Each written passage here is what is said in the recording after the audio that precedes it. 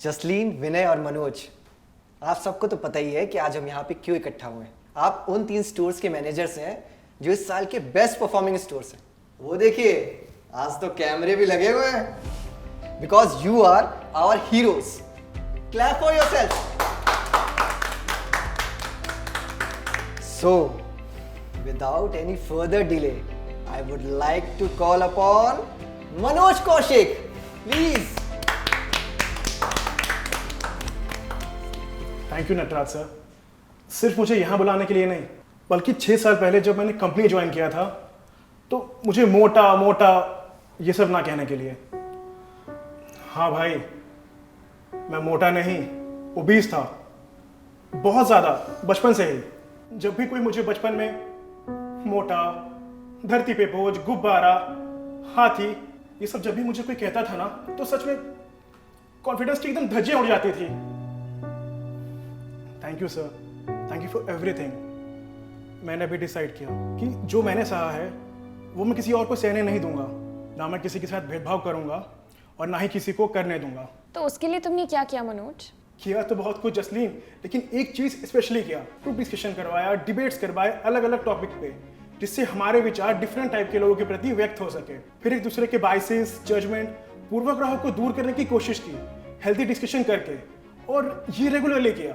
Basically उन्हें educate किया diversity पे, इंक्लूसिविटी पे, जिससे कि टीम में बहुत ही बदलाव आ गया। मेरा तो यही सुझाव है कि आप सभी यही करें।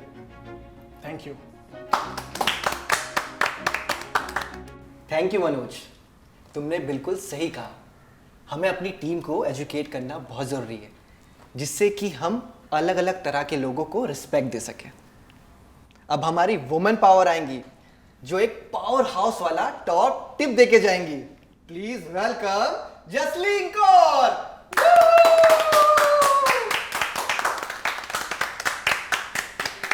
Thank you so much sir. मैं तो शॉर्ट रखूंगी, सब जानते हैं मैं एकदम कट टू कट बात करती हूँ। जब मैं प्रेग्नेंट हुई थी अपनी पिछली कंपनी में, तो मैंने मिठाइयाँ बांटी थी। उसके अगले महीने ही अप्रेजल था, मुझे प्रमोशन नहीं मिला। इनफैक्ट जिसे प्रमोशन मिला, मैं उसे एटलीस्ट 100 गुना बेहतर थी। फिर मुझे क्यों नहीं मिला? क्योंकि प्रेग्नेंट लड़की है, 6 महीने के लिए लीव पे जाएगी, कैसे होगा? उसी दिन वो कंपनी मैंने छोड़ दिया। फिर मेरी मुलाकात मेरे बहुत पुराने दोस्त विनय से हुई। उन्होंने मुझे बताया कि वो जिस कंपनी में काम करते हैं वहाँ पे सबको इक्वली और डिग्निटी के साथ ट्रीट करते हैं, और वहाँ पे लकी मी वैकेंसी भी है। The rest is history. So मैं 3 महीने प्रेग्नेंट थी, और आपने ना सिर्फ मुझे ये जॉब दिया, मुझे एक अच्छे पोस्ट पे रखा, अच्छा सैलरी दिया, ये जानते हुए भी कि मैं 6 महीने की मैटरनिटी लीव पे जाने वाली हूँ। Sir, we need men like you. Jasleen, you are our power house. Thank god उन्होंने डिस्क्रिमिनेशन किया और हमारा फायदा हो गया। अच्छा जसलीन, एक बात बताओ, जब तुमने ज्वाइन किया था तो तुम्हारा स्टोर 15 पोजीशन पे था, अब वो 2nd पोजीशन पे आ गया, वो कैसे? जैसा मनोज ने बताया, मैंने भी बहुत एक्शंस लिए, लेकिन सबसे इम्पॉर्टेंट चीज़ जो मैंने की वो था स्ट्रिक्ट रूल्स बनाए। ऐसे किसी भी इंसान के खिलाफ जिसने किसी को भी डिफरेंशिएट किया, उसके looks, gender, economic class, caste et cetera को लेके। और धीरे धीरे ऐसे सब लोग लाइन पे आ गए, सब लोग एक दूसरे को प्यार से, डिग्निटी के साथ ट्रीट करते गए।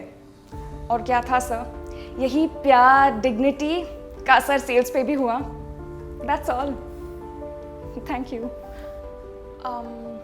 Sir, if you don't mind, मैं अपने फ्रेंड को बुलाना चाहूंगी, परमिशन है? Please welcome the best and the funniest man on this planet, Vinay विश्वा।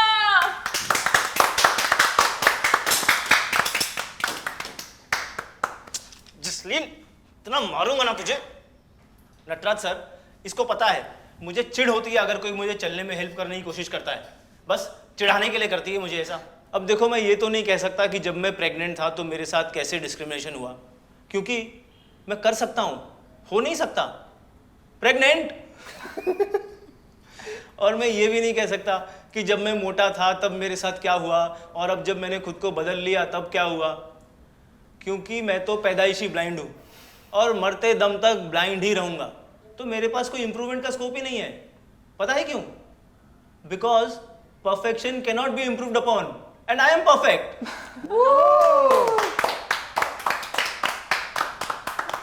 अब भले ही मेरे पास अपने आप को बदलने का स्कोप नहीं था, मगर अपने आप को एक्सेप्ट करने का, मैं जैसा भी हूं वो तो था ना। बस वही मैंने अपनी टीम को भी सिखाया कि हर कोई अलग है, कोई मोटा है, कोई पतला है, कोई लड़का है, कोई लड़की है, कोई ब्लाइंड है, कोई डेफ है, कोई ओल्ड है, कोई यंग है, कोई इस कल्चर, कास्ट, रिलीजन, रीजन से है तो कोई कहीं और से। क्या फर्क पड़ता है यार, सबकी लाइफ में स्ट्रगल्स हैं। सबको प्यार दो, उन्हें रिस्पेक्ट दो, उन्हें एक्सेप्ट करो, चाहे वो जैसे भी हों। इक्वालिटी और सिमिलैरिटी में बहुत फर्क है। कोई सिमिलर नहीं है लेकिन फिर भी सब इक्वल है।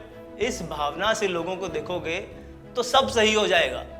मतलब देखोगे आपके लिए, महसूस करोगे मेरे लिए।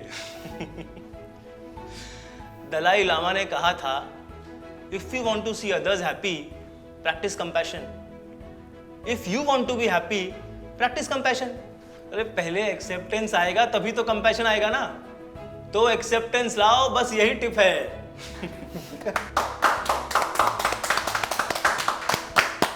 चलो भाई, अब भाषण बहुत हो गया। आज नटराज सर हमें डिनर ट्रीट पे ले जा रहे हैं। उसमें मैं चाह रहा था कि सी फूड खाऊंगा, पर कुछ ध्यान आया। क्या ध्यान आया विनय? कि I can't have sea food रे। Why?